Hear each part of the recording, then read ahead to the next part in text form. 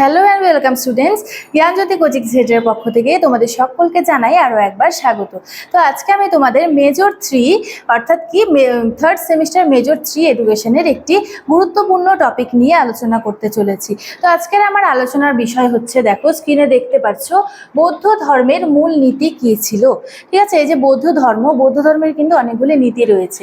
এই মূল নীতিগুলি কি কি সেই সংক্রান্ত কিন্তু তোমাদের সঙ্গে আজকে আলোচনা করব, সেই বিষয় নিয়ে তোমাদের সঙ্গে কি আলোচনা করব। তো আলোচনার আগে তোমাদের ছোট্ট একটি ইনফরমেশন দিয়ে রাখি। দেখো এখানে তোমাদের কোর্স ডিটেলস সম্বন্ধে দেওয়া রয়েছে। তোমরা যারা যারা থার্ড সেমিস্টারে আমাদের সঙ্গে যুক্ত হতে চাইছো তারা দেখো, তাদের কিন্তু কোর্স ফি রয়েছে 599 রুপিস। এটা কিন্তু তোমাদের গোটা সেমিস্টারে মাত্র একবার হচ্ছে পে করতে হবে। তোমরা অনেকেই ভাবো যে প্রতি মান্থলি হচ্ছে তোমরা হচ্ছে 599 রুপিস পে করবে, কিন্তু সেটা না, তোমাদের এই সেমিস্টারে মাত্র একবারই কিন্তু পে করতে হচ্ছে অনলাইনের জন্য। ঠিক আছে, তো তোমরা যদি আমাদের সঙ্গে অনলাইনে যুক্ত হতে চাও তাহলে দেখো নিচে দুটি নাম্বার দেওয়া রয়েছে 7076398606 এবং কি 6295916282। এই দুটি নাম্বারের মধ্যে যে কোনো একটি নাম্বারের সঙ্গে যোগাযোগ করে তোমরা আমাদের সঙ্গে কি যুক্ত হয়ে যেতে পারো। তো চলো দেরি না করে আমরা আলোচনার বিষয়ে চলে যাই। দেখো বৌদ্ধ ধর্মের মূল নীতি, দেখো এখানে প্রথমেই বলা হয়েছে জীবন দুঃখময়। শাক্য রাজকুমারের মনে প্রশ্ন জেগেছিল, এই দুঃখ কি।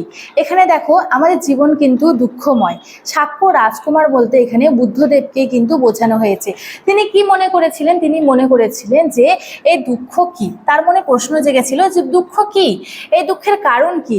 এই রহস্যকে তিনি 4টি আর্য সত্য রূপে প্রকাশ করেছে। ঠিক আছে, এই যে বুদ্ধদেব রয়েছে, বুদ্ধদেব কিন্তু 4টি আর্য সত্যের কথা বলেছেন। সেটি হচ্ছে কি, দেখো এই সংসার হচ্ছে কি দুঃখময়। ঠিক আছে, এবং দ্বিতীয় যেটির কথা বলা হয়েছে সেটা হচ্ছে দুঃখের কারণ আছে, এবং তৃতীয় হচ্ছে এই দুঃখের নিরোধ ঘটানো সম্ভব, এবং চতুর্থ হচ্ছে এই দুঃখ নিরোধের পথ বা উপায় আছে। তাহলে কি বুদ্ধদেব যে 4টি আর্য সত্যর কথা বলেছে, তার মধ্যে প্রথম হচ্ছে আমাদের জীবন হচ্ছে দুঃখময়। তারপরে দ্বিতীয় কি, আমাদের যে জীবনে যে দুঃখময়, এই দুঃখের কিন্তু বিভিন্ন কারণ আছে। ঠিক আছে, কারণ আছে। এবং তৃতীয় দেখো, এই দুঃখের নিরোধ ঘটানো সম্ভব। ঠিক আছে, এই যে দুঃখ আছে, দুঃখের কারণ আছে, এই যে দুঃখর কিন্তু সমাপ্তি ঘটানো সম্ভব। এই দুঃখ নিরোধের পথ বা উপায় আছে। এই যে দুঃখ নিরোধের কিন্তু পথ বা উপায় রয়েছে, সেটা তোমাদের আমি আগের ভিডিওতে বলেছি, আমি আবার বুঝিয়ে দিচ্ছি। দেখো বুদ্ধদেব বলেছেন মানুষের অজ্ঞতাই দুঃখের কারণ। ঠিক আছে, মানুষের অজ্ঞতা কি, মানুষের মধ্যে যে লোভ রয়েছে, বিভিন্ন কুসংস্কার রয়েছে। দেখো এই লোভকেই কিন্তু বলা হয়েছে অজ্ঞতা দূর হলে সে নিজের স্বরূপ উপলব্ধি করতে পারবে এবং দুঃখের হাত থেকে সে মুক্তি পাবে। দুঃখ নিরোধের উপায় স্বরূপ বুদ্ধদেব যে 8টি পথের কথা বলেছেন, সেগুলি বৌদ্ধ ধর্মের মূলনীতি।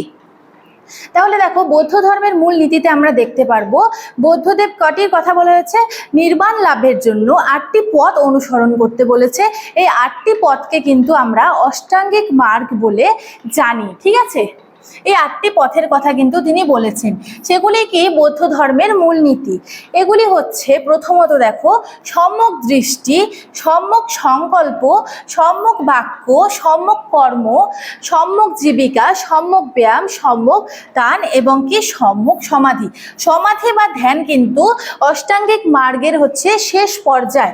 ঠিক আছে, বৌদ্ধ ধর্মের আবির্ভাবের প্রথম যুগে মানুষের গার্হস্থ্য জীবনে কোনো গুরুত্ব ছিল না। বৌদ্ধ ধর্মে দীক্ষিত আচার্যদের কাছে সন্ন্যাসী ছিল জীবনের আদর্শ। তাহলে বৌদ্ধ ধর্মে যেসব মানুষেরা ছিল, তারা কিন্তু মনে করতো যে সন্ন্যাস জীবন যদি সে গ্রহণ করে কোনো একজন ব্যক্তি, একমাত্র সেই পারবে কি করতে, নির্বাণ লাভ করতে পারবে।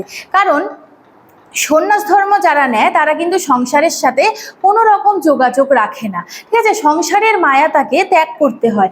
সেই কারণে তারা বলেছে যারা সন্ন্যাস ধর্ম গ্রহণ করবে, অর্থাৎ সন্ন্যাসের পথে এগিয়ে যাবে, তারা কিন্তু খুব সহজেই নির্বাণ লাভ করতে পারবে। তারপরে দেখো বলেছে বুদ্ধদেব বলেছিলেন সন্ন্যাসীর পক্ষে কেবলমাত্র নির্বাণ লাভ সম্ভব। তিনি বলেছেন হিংসা এবং বাসনা পরিত্যাগ করে অষ্টমার্গের নির্দেশ অনুযায়ী জীবনযাপন করতে পারলে নির্বাণ লাভ করা সম্ভব। দেখো খুব সুন্দর করে এখানে বুঝিয়ে দিয়েছেন তিনি বলেছেন যে অষ্টাঙ্গিক মার্গ যে তিনি নির্দেশ দিয়েছেন, অর্থাৎ কি 8টি পথ নির্বাণ লাভের জন্য তিনি যে 8টি পথ অনুসরণ করতে বলেছেন, সেই পথ যদি কেউ অনুসরণ করতে পারে সেই কিন্তু একমাত্র কি হবে, নির্বাণ লাভ করতে পারবে। এই নির্বাণ লাভ কেবলমাত্র সন্ন্যাসীর পক্ষেই সম্ভব। তাই বৌদ্ধ ভিক্ষুরা সংঘ জীবন যাপন করতেন, অর্থাৎ বৌদ্ধ ধর্ম যে ছিল সেই সময় কিন্তু তারা ভিক্ষা করেই কিন্তু জীবনযাপন করতেন এবং কি সন্ন্যাস ধর্ম গ্রহণ করতেন। কিন্তু পরবর্তীকালে কিন্তু এই নীতির কিন্তু পরিবর্তন করা হয়। ঠিক আছে, এই নীতির পরিবর্তন করা হয়। তাই বলেছে অবশ্য পরবর্তীকালে বৌদ্ধ ধর্মের পরিবর্তন ঘটে। মহাযান শাখা মানুষের জীবনযাপনের ব্যাপারে উদার দৃষ্টিভঙ্গি গ্রহণ করে এবং গৃহীদেরও ধর্মচারণের অধিকার দেয়।